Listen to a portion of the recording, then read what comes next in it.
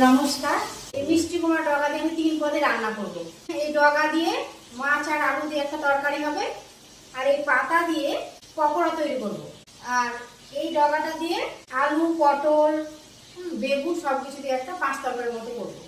আজকাল আমরা biryani, chilli chicken এইসব খেতে পছন্দ করি, কিন্তু ওগুলো শরীরের পক্ষে ক্ষতিকর। আর এগুলো যদি আমরা খাই, আমাদের শরীর সুস্থ থাকবে, ভালো থাকবে। আর এগুলো করতে বেশি তেল মশলাও লাগে না, অল্প তেলে রান্না করা যায়, খেতেও ভালো লাগবে আর শরীরও ভালো থাকবে।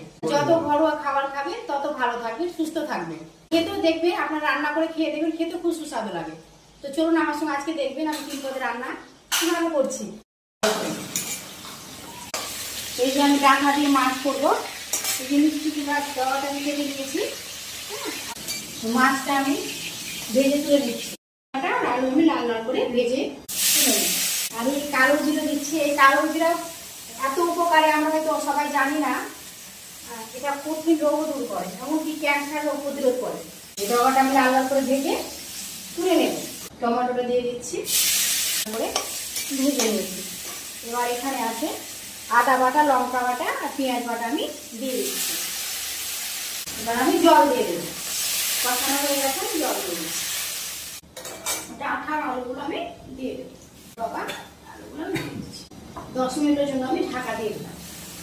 কচি কচি পাতাগুলো আমি নিয়ে নিয়েছি, ভালো করে ধুয়ে পরিষ্কার করে নিয়েছি। এখন এগুলো কুচিয়ে নেব।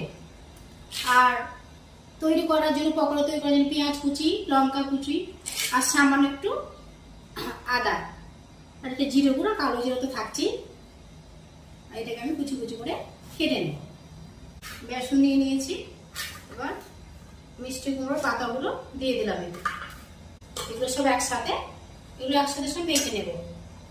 মেখে নিয়ে কড়াইতে তেল দিয়ে ব্যাস নেড়ে চেড়ে না মেরে নিয়ে তৈরি। একটু লবণ দেবো, আমি মাখিয়ে 5 মিনিট রেখে দেবো। ডগাগুলো সিদ্ধ হয়ে গিয়েছে। আমরা এই ধরনের খাবারই খাই, আপনারা এগুলোই খাবেন আর সুস্থ থাকবেন, ভালো থাকবেন। এবার আমি মাছগুলো দিয়ে দিচ্ছি।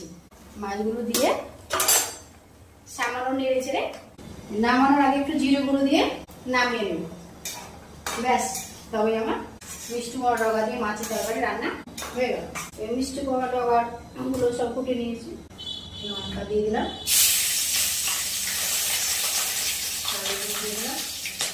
এতে সেরকম মশলা লাগে না, একটু জিরে ফোড়ন দিয়ে দিলাম।